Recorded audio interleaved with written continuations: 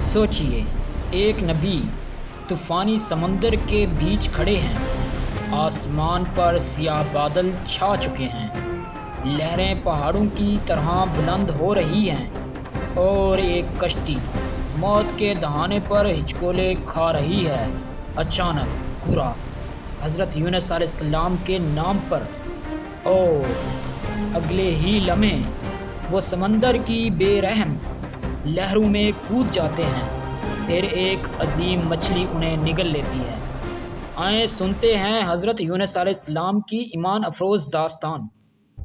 ایک ایسی قوم جس پر اللہ رب العزت نے برکتوں کے دروازے کھول رکھے تھے، ان کی زمینیں اتنی زرخیز تھیں کہ خوشحالی ان کے گھروں کی باندھی تھی، ان کے گودام اناج سے لبالب بھرے رہتے، اور ان کے عظیم و شان محلات جب دوپہر کی کڑی دھوپ میں چمکتے تو دیکھنے والوں کی آنکھیں چندھیا جاتی تھیں۔ ننوا کے بازاروں کا یہ عالم تھا کہ وہاں سونا عام ہاتھوں میں گردش کرتا تھا، تجارت عروج پر تھی، اور غریبی کا نام و نشان تک نہیں تھا۔ مگر ان تمام مادی آسائشوں کے باوجود ان کے دل روحانی طور پر خالی تھے۔ انہیں یہ گمان ہوا چلا تھا کہ یہ سب کچھ ان کی اپنی طاقت اور بتوں کی مہربانی ہے جو ان کے بازاروں اور چوراہوں پر سجے تھے۔ وہ فخر سے کہتے، اگر اللہ ہم سے ناراض ہوتا تو ہمیں یہ بے پناہ مال و دولت اور اقتدار کیوں دیتا؟ وہ بھول گئے تھے کہ نعمتیں کبھی کبھی آزمائشیں بھی ہوتی ہیں۔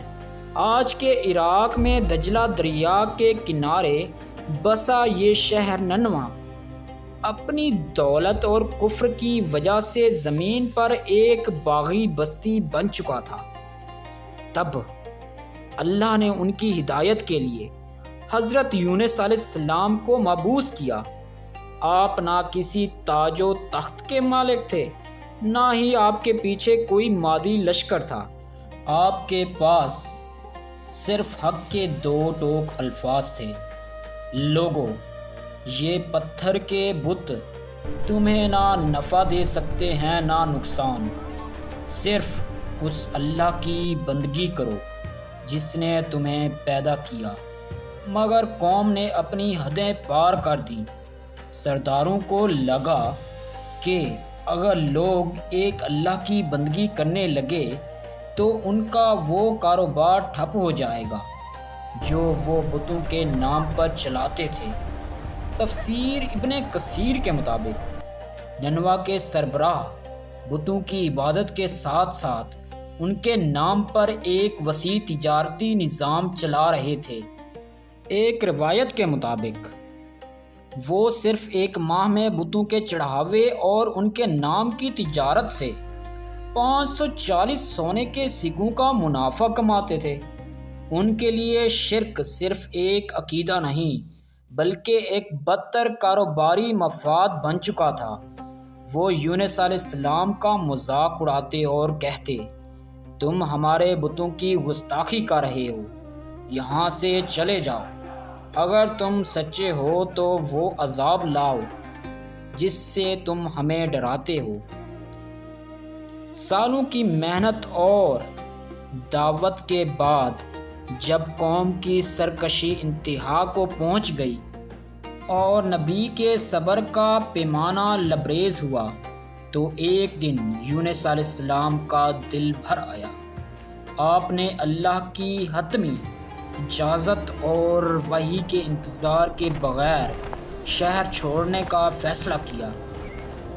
یہ وہ لرزش تھی جو اللہ کے ایک جلیل القدر نبی سے بشری تقاضے کے تحت ہوئی۔ آپ ایک کشتی پر سوار ہو گئے۔ ابتدا میں سمندر شیشے کی طرح پرسکون تھا، ٹھنڈی ہوا چل رہی تھی اور ایسا لگتا تھا جیسے سب ٹھیک ہو گیا ہے۔ لیکن اچانک قدرت کا فیصلہ حرکت میں آیا۔ آسمان کا رنگ سیاہ ہونے لگا، ہوائیں چیخنے لگیں اور لہریں اتنی بلند ہوئی کہ کشتی تنکے کی طرح ہچکولے کھانے لگی۔ ملاح چیخا، کشتی میں کوئی ایک ایسا شخص ہے جس کی وجہ سے ہم پر یہ مصیبت آئی ہے۔ وزن کم کرو ورنہ سب ڈوب جائیں گے۔ فیصلہ ہوا کہ قرعہ ڈالا جائے، جس کا نام نکلے گا اسے سمندر میں پھینک دیا جائے گا۔ پہلی بار نام حضرت یونس علیہ السلام کا نکلا۔ سب حیران رہ گئے کہ یہ تو ایک نیک انسان ہے۔ دوبارہ قرعہ ڈالو۔ دوسری بار پھر بھی وہی ہوا اور حضرت یونس علیہ السلام کا نام آیا، اور تیسری بار بھی وہی۔ اب یونس علیہ السلام سمجھ گئے کہ یہ رب کا بلاوا ہے۔ آپ نے نہ کوئی شکوہ کیا نہ بھاگے، بلکہ خاموشی سے خود کو بکھری ہوئی لہروں کے حوالے کر دیا۔ جیسے ہی آپ پانی میں گرے، اللہ کے حکم سے ایک عظیم و شان مچھلی نے آپ کو اپنے پیٹ میں لے لیا۔ اللہ نے مچھلی کو حکم دیا، اسے کھانا نہیں، یہ تیرا رزق نہیں بلکہ میرا بندہ ہے، تیرے پاس امانت ہے۔ یہاں سے قرآن کا وہ حصہ شروع ہوتا ہے جو سب سے گہرا اور امید بھرا ہے۔ مچھلی کے پیٹ میں ہر طرف اندھیرا تھا، سانس لینا مشکل تھا، اور تنہائی ایسی کہ انسان کی روح کانپ جائے۔ وہیں یونس علیہ السلام کو احساس ہوا کہ وہ اپنے رب کے حکم کا انتظار کرنے میں جلدی کر گئے۔ اس گہری تاریکی میں جہاں موت یقینی نظر آتی تھی، یونس علیہ السلام نے اپنے رب کو پکارا، وہ پکار جس نے عرش الہی کو ہلا دیا۔ لا الہ الا انت سبحانک انی کنت من الظالمین۔ تیرے سوا کوئی معبود نہیں، تو پاک ہے، بے شک میں ہی قصوروار ہوں۔ تفسیر کے مطابق آپ 3 دن اور 3 رات اس مچھلی کے پیٹ کی قید میں رہے۔ اللہ نے ان کی سچی توبہ قبول کی اور مچھلی کو حکم دیا کہ اسے ساحل پر بحفاظت اگل دے۔ آپ جب بحر آئے تو جسم نہایت کمزور اور جلد بہت حساس ہو چکی تھی۔ اللہ نے وہاں فوری طور پر ایک بیلدار درخت اگایا جس کے پتوں نے آپ کو سایہ دیا اور اس کے پھل نے آپ کو شفا عطا کی۔ دوسری طرف ننوا کے لوگ ابھی تک اپنی غفلت میں مست تھے کہ اچانک آسمان سے بادل نیچے آنے لگے۔ فضا میں ایسی بجلی کڑکی کہ زمین لرز اٹھی اور سمندر کا پانی دریا سے بہہ کر شہر کی گلیوں میں داخل ہو گیا۔ اب انہیں سمجھ آئی کہ جو یونس علیہ السلام کہتے تھے وہ سچ تھا، اور وہ مذاق نہیں بلکہ حقیقت کا طوفان تھا۔ پورا شہر ایک جگہ جمع ہو گیا، ہر مرد، عورت اور بچہ دھاڑے مار کر رونے لگا۔ تفسیر میں آتا ہے کہ ماؤں نے اپنے بچوں کو اور مویشیوں کو ان کے بچوں سے الگ کر دیا تاکہ ان کی مشترکہ آہو پکار اللہ کی رحمت کو جوش میں لائے۔